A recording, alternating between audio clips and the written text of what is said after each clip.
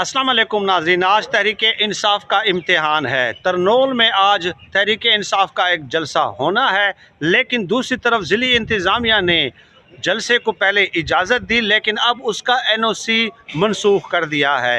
रात 3-4 बजे की सूरत हाल ये थी कि जो आखिरी कंटेनर था उसको भी लोड करके ले गए हैं और रात 4-5 बजे 10 से 15 पुलिस एहलकार मौजूद थे। तो क्या जलसा होगा या नहीं, क्योंकि NOC तो मनसूख हो गया है।